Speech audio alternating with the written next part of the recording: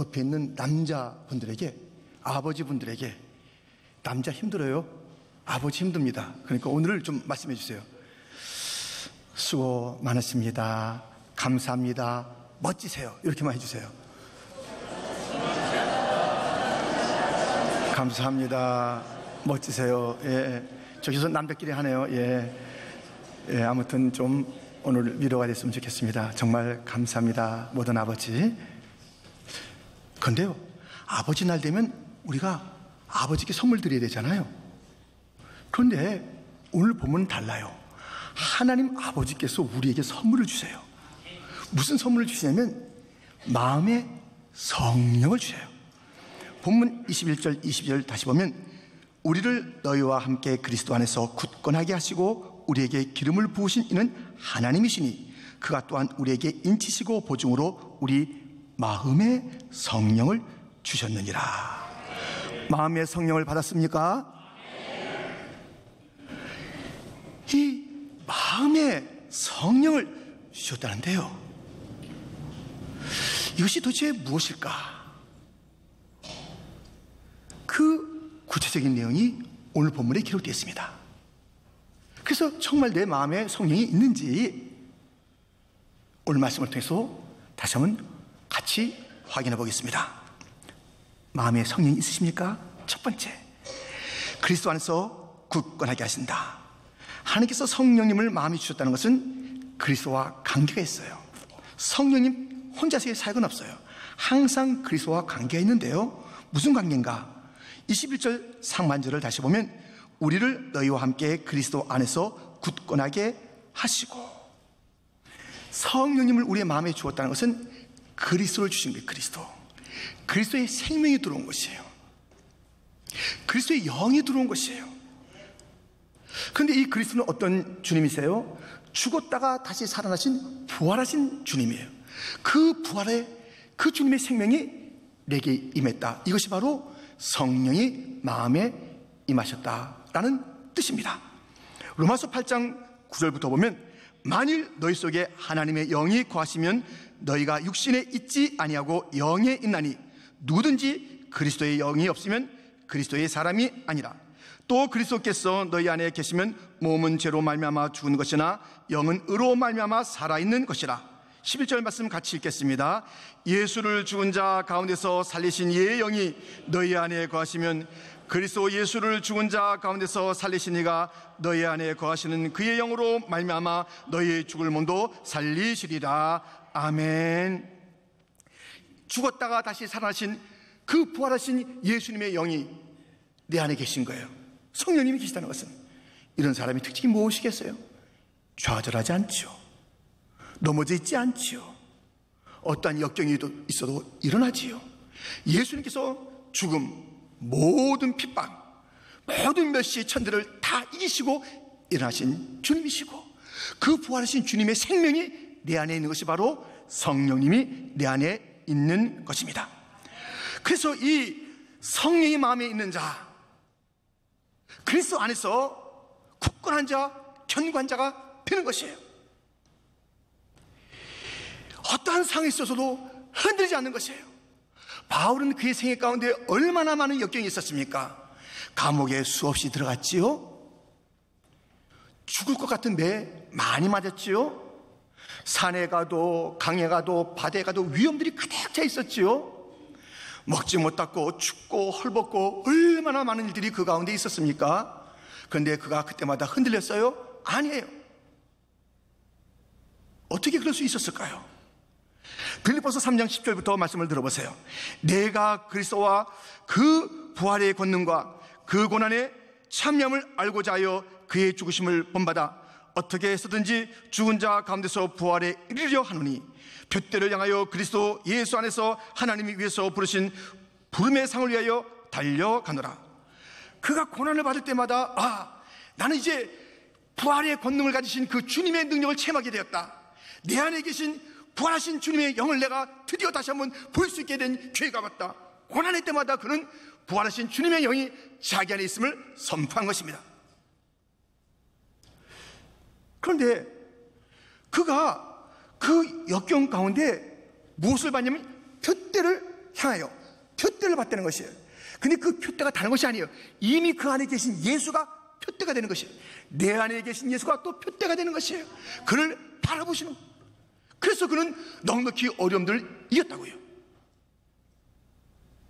여러분, 사랑을 한 센텐스로 뭐라고 정의하시겠어요?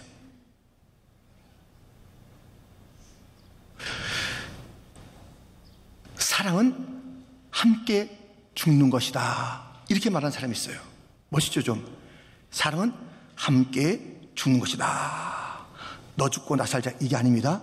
함께 죽는 것이 사랑입니다.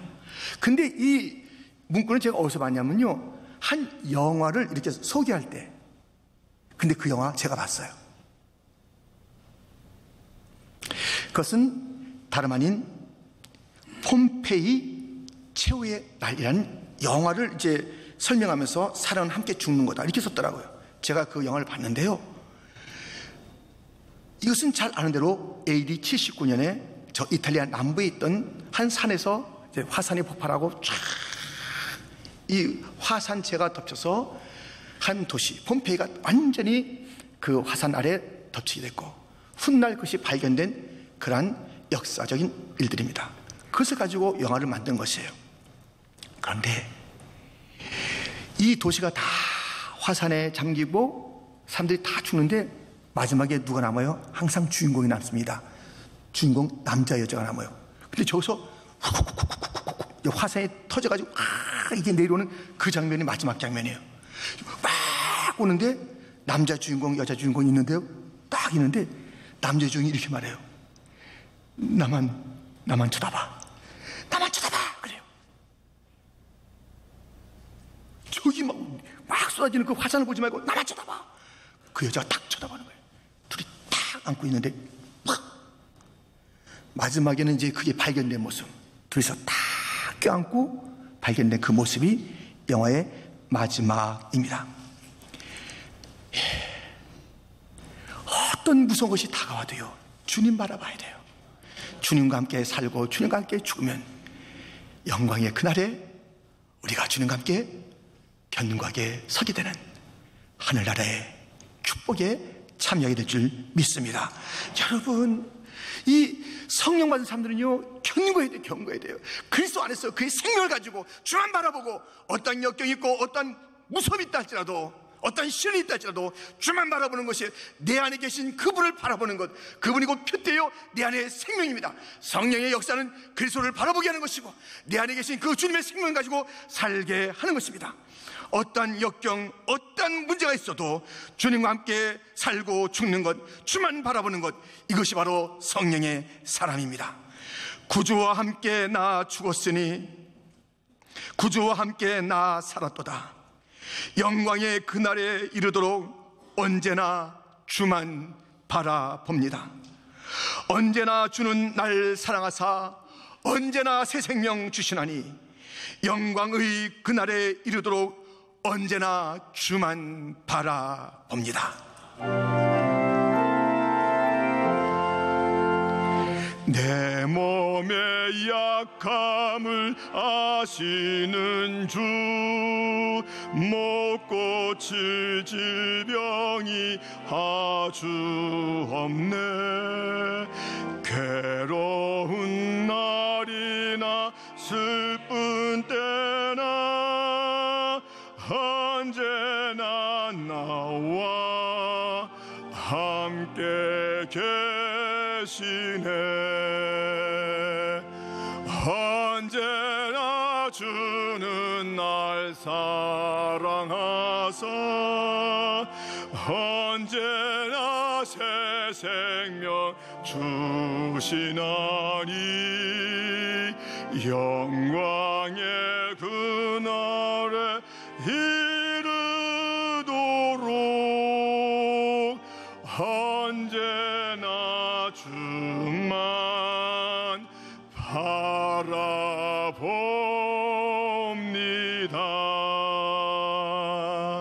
할렐루야.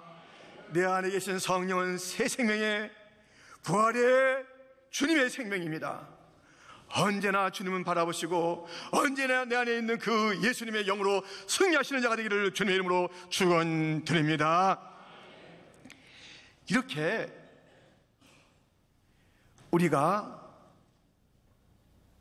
성령을 마음에 주님이 주신 선물로 받았다면 그리스도의 생명으로 견고하게 살아가고 굳건하게 승리하는 것이 바로 그 삶의 특징이 되는 것입니다. 이 성령님이 우리 마음에 있다라는 그 의미는 무엇일까요? 두 번째, 기름을 부으신다는 것입니다.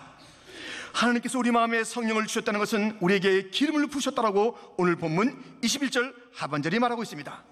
우리에게 기름을 부으신 이는 하나님이시니.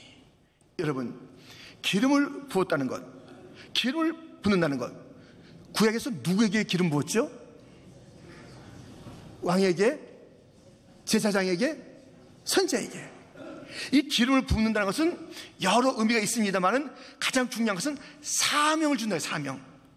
기름을 부었다는 것은 사명을 준다. 사명을.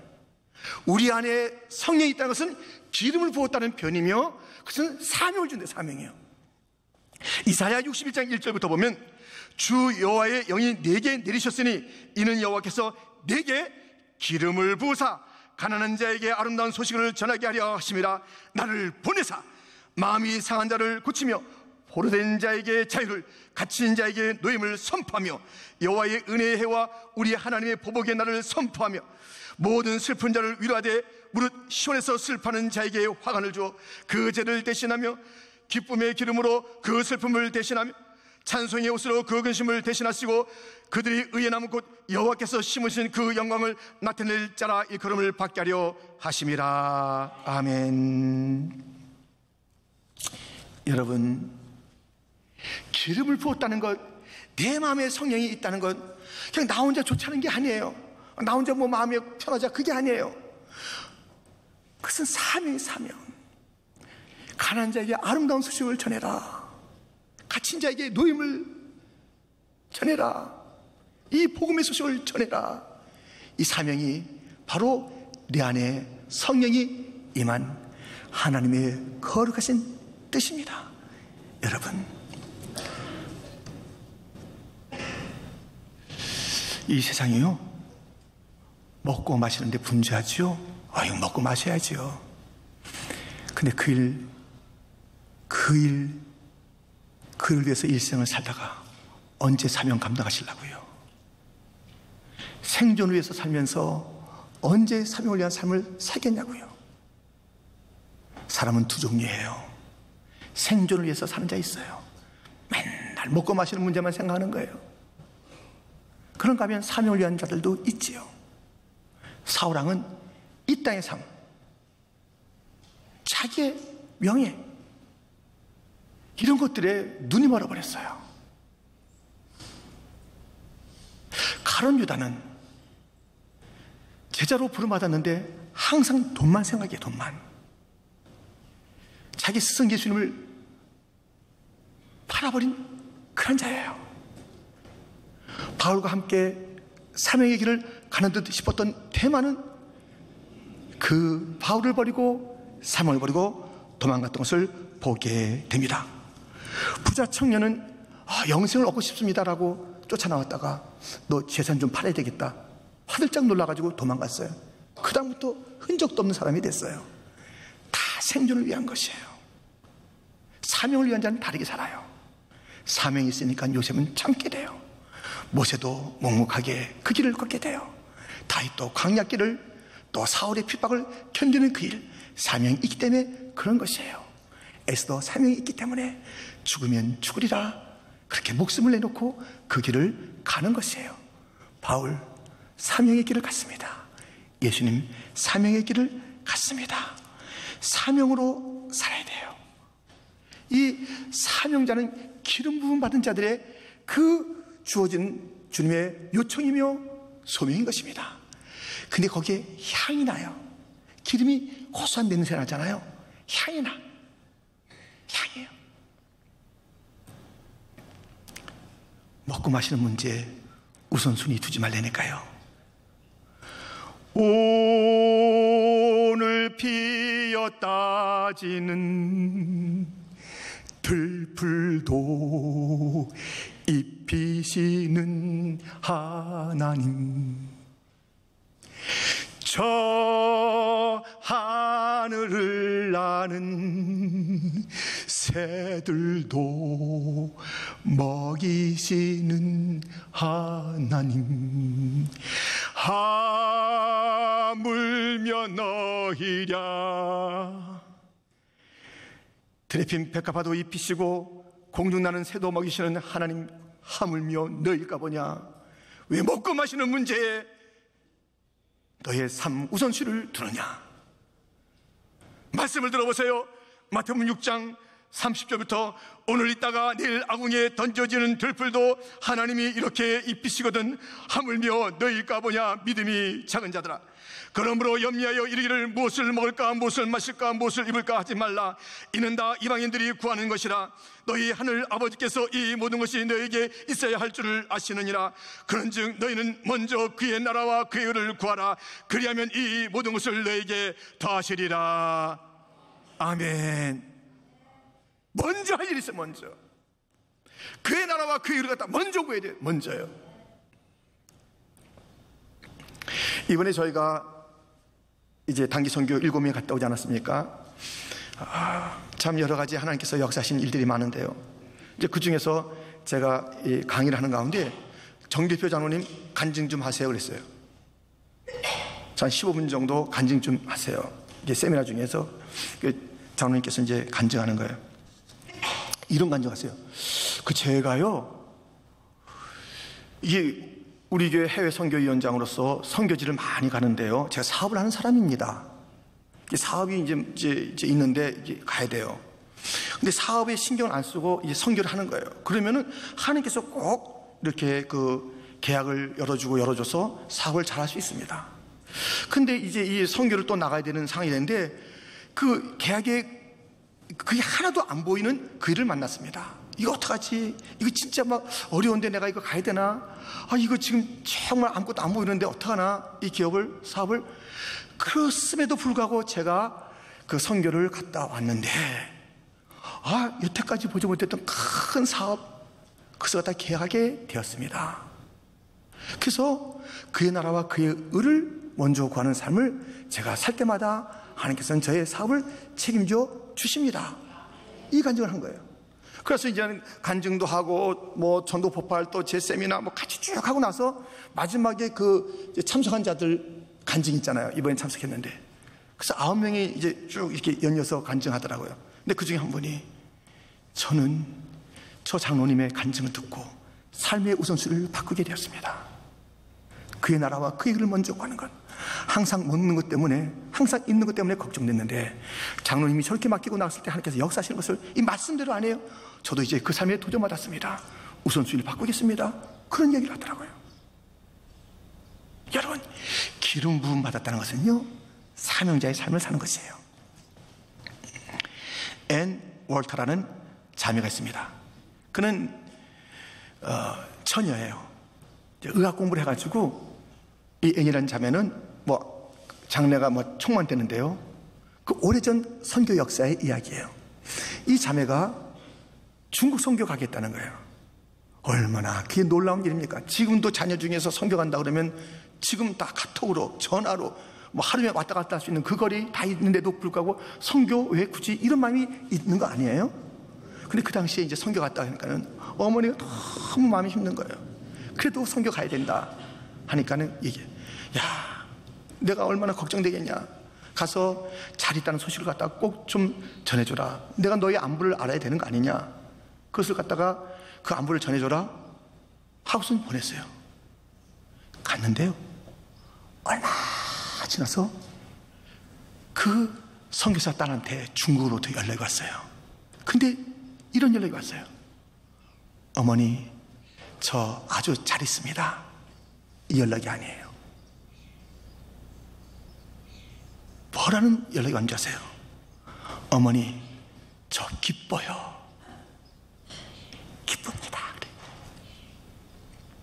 즐겁습니다. 여러분, 이 성령의 그 기름 부음 받은 자들의 그 사명을 감당하는 모습을 보면요, 기뻐하는 기뻐.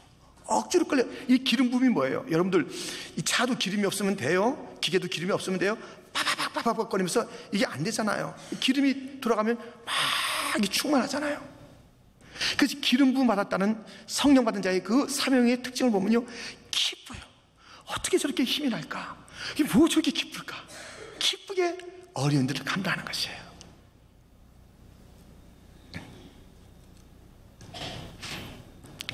우리 어린 선교사 허남준이 지금 자기 방을 온전히 선교지에 바쳐서 나가 있어요.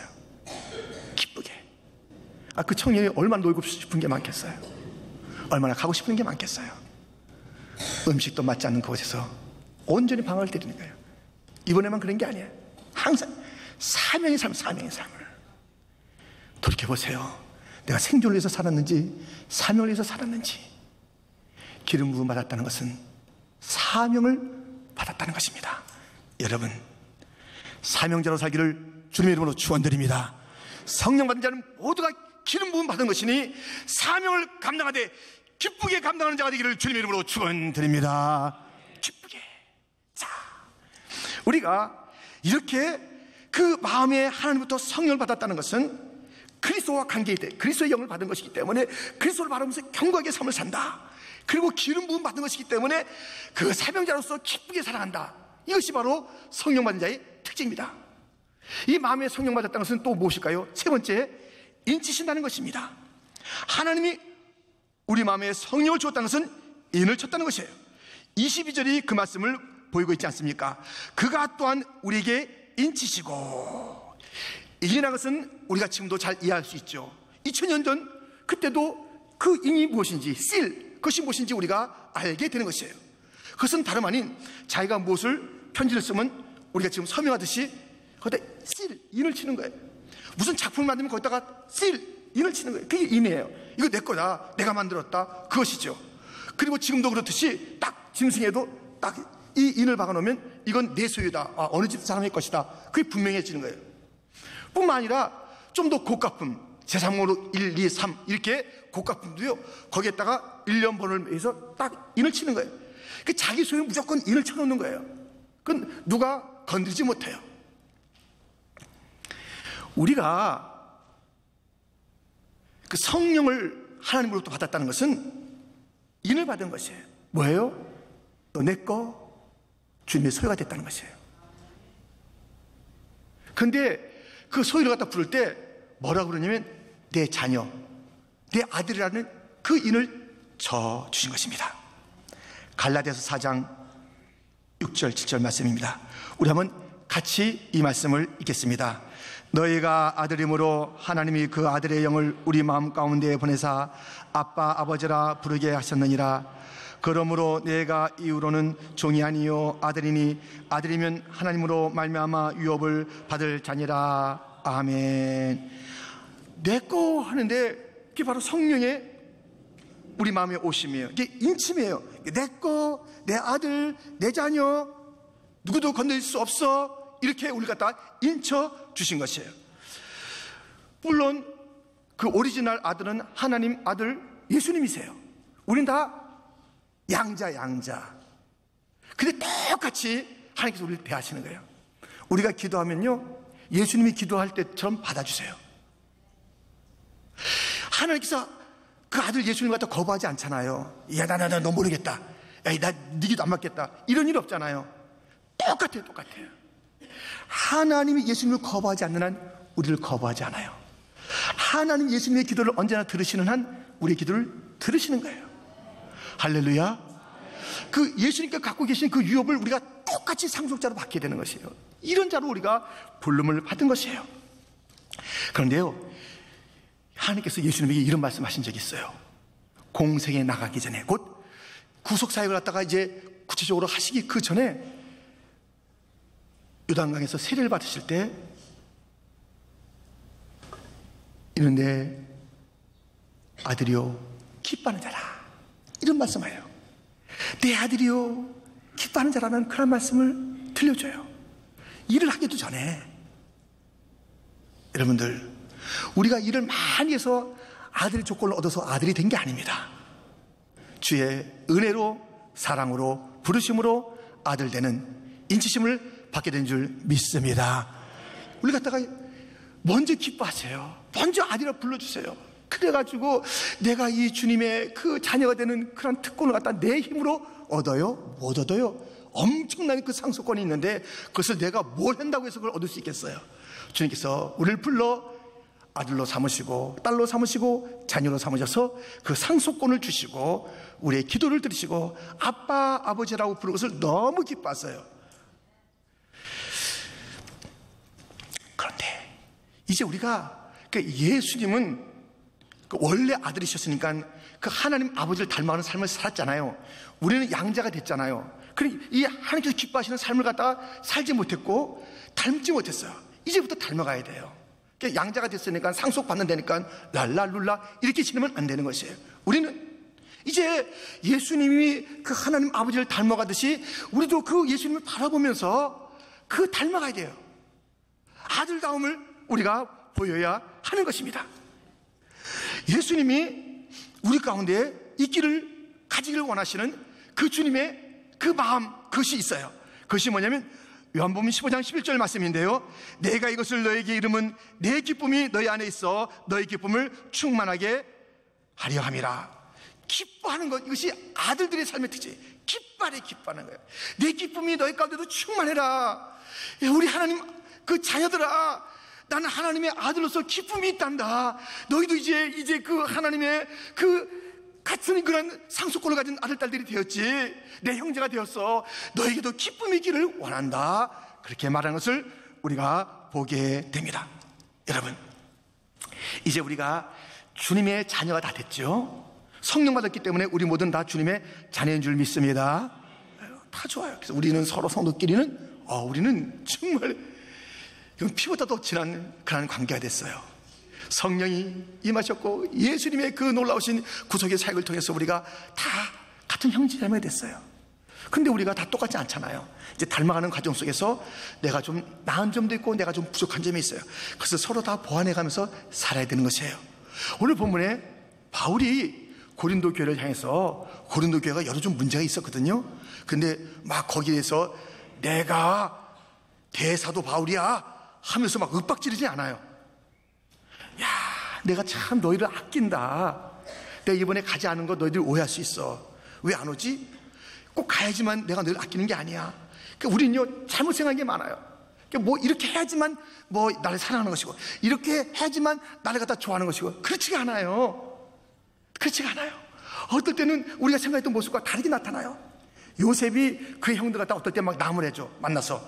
근데 그 속에는 막 눈물이 있는 거예요. 너희들이 뭔데 왜 이렇게 했냐? 아버지 살아계셔? 너희들이 왜 이것을 갖다 훔쳐갔어? 다그치지만 그 속에 형들 내가 형들 다 용서했어요. 형들 빨리 아버지도 모셔오세요. 이런 마음들이 있어요. 이 겉으로 드러나는 현상만 가지고 그 사람들 다 가지 마세요. 지금 이 고린도에 안 간다 그러니까는 바울이 우리가 미워하나? 그게 아니라는 것이에요. 내가 너희를 아끼는 거야. 내 목숨 걸고 하나님께서 내 증인 내줄 거야. 하나님 앞에 내가 목숨 걸고 내가 이것을 갖다가 알릴 수가 있어 하면서 하는 이야기를 들어보시라니까요. 자, 무슨 이야기일까요? 오늘 보면 23절 24절이죠. 내가 내 목숨을 걸고 하나님을 불러 증언하시게 하노니 내가 다시 고린도에 가지 아니한 것은 너희를 아끼려 함이라.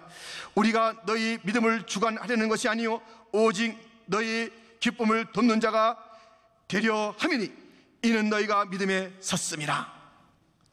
지금 이 바울이 성령이 우리 마음에 있다라고, 나의 마음에 있다고 그런 게 아니라 우리 마음에 있다고 해요. 같이 공동체에 그런 그 모습을 계속 이렇게 상기시키고 있거든요. 그런데 내가 너를 아낀다. 지금 안 가도 아끼는 거야. 오해하지 말아라. 아낀다는 것은요, 주관하는 게 아니에요.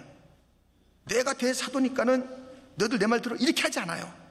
내가 너희를 주관하는 것이 아니라 너희들 좀 도울 게 하나 있는데 너희들이 믿음은 굳건하게 섰다. 근데 기쁨의 삶이 없어. 내가 이것을 좀 일깨워주고 싶다. 이런 얘기를 갖다 오늘 본문에서 하고 있어요. 그러니까 우리는 서로 도와야 돼요. 아낍니까? 주장하지 마세요. 아내를 아끼세요? 주장하지 마세요. 폭군 남편이 무슨 아껴요? 그러면 안 돼요. 오늘 아버지 날이니까는 좀 아버지에 대한 얘기는 좀 세게 안 할게요. 하여튼 이게 아낀다는 것은요, 주관하는 게 아니에요. 도와주는 거예요. 그 인정해줘. 너희 믿음은 있다. 근데 너희들 기쁨이 좀 없어. 그래요. 이제 모든 교회마다 형제거든요. 근데 우리하고 형제 중에 형제는 알마티 퀸즈 장로교예요. 그건 알마티 이름 자체가 퀸즈 장로교. 알마티. 우린 뉴욕에 있는 퀸즈 장로이잖아요. 형제 중에 형제. 저희가 이제 개척해서 이렇게 성장해 왔습니다. 그런데 우리가 거기 막 주관하는 게 아니에요. 우리가 이게 주관하면 안 돼요. 서로 이제 배우고 서로 부족한 것을 메꿔주는 것이에요. 그게 부족한 것을 우리가 해줘야 돼요. 재정 상황 여러 가지요. 우리가 도와줘야 돼요. 여러 가지 조직 시스템 이런 것들은 우리가 도와줄 수가 있어요. 근데 우리가 도움받아야 될 게 있어요. 꼭 들어보세요.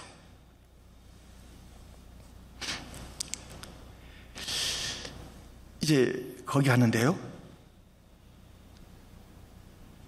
예배를 뭐 들어갈 때도 마찬가지고 또 예배 또 예배 끝나고 마찬가지예요. 특별히 예배 끝나고 나서 쫙 찌르면 이게 나오잖아요. 지난주 예배도 한 200수십 명이 참석했어요. 쭉 나오는데 모두가 이 나올 때 기쁨이 가득 차 있어요. 기쁨이 가득 차 있어요. 반드시 이제 악수를 해요. 반드시 악수를 하면서 꼭 말을 해요.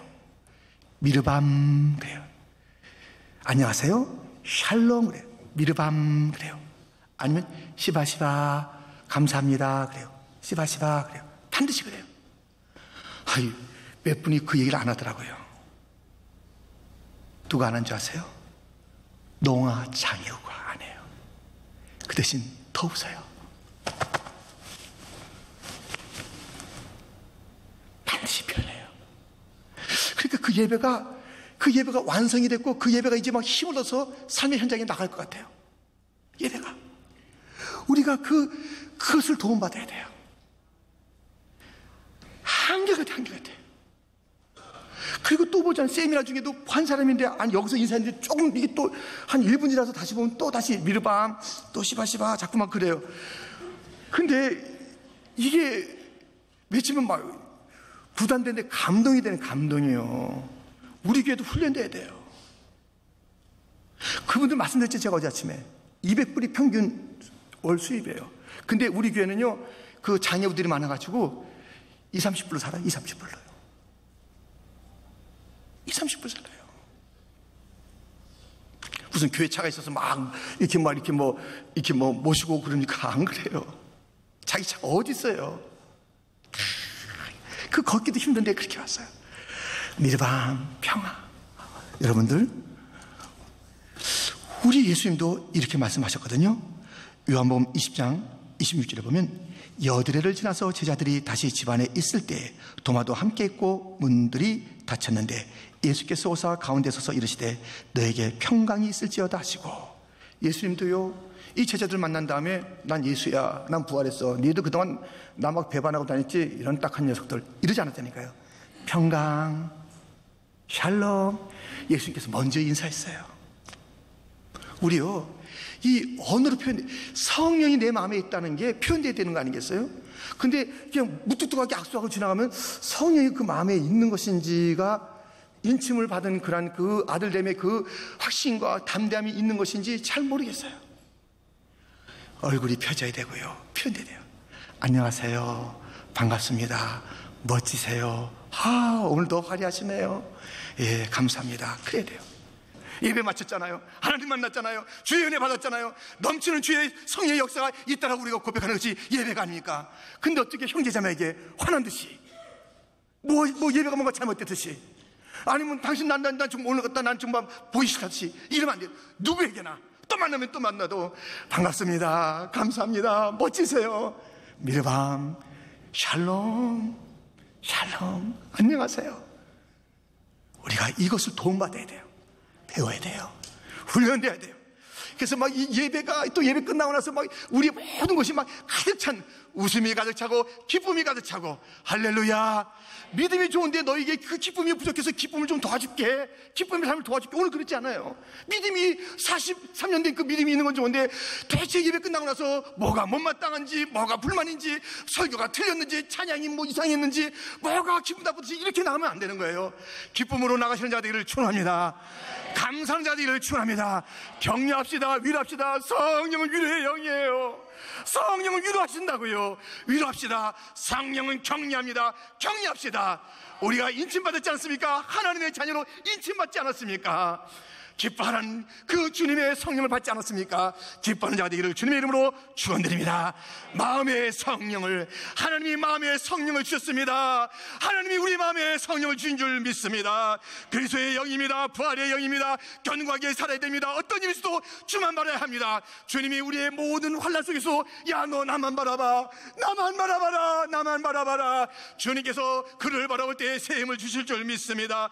역경은 지나가게 될 줄 믿습니다. 어떤 역경도 예수님을 바라봄으로 이기시는 자가 되기를 축원합니다.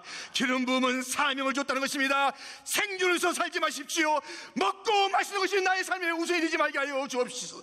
주여, 내가 사명을 위해서 살겠나이다. 그의 나라와 그의 일을 위해서 살겠나이다. 먼저의 삶을 살아가는 성도 되기를 주님의 이름으로 축원드립니다. 이것은 인침이 있다는 것입니다. 하나님의 소유가 됐습니다. 하나님을 닮아가야 됩니다. 아들답게 살아야 합니다. 아들의 삶의 특징이 무엇입니까? 기쁨입니다. 무엇입니까? 예수님처럼 평안해라. 바울도 항상 먼저 인사할 때마다 은혜와 평강이 있기를, 이 아름다운 성령의 인사가 우리 교회 가운데 가득 차기를 주님의 이름으로 축원드립니다. 축원드립니다.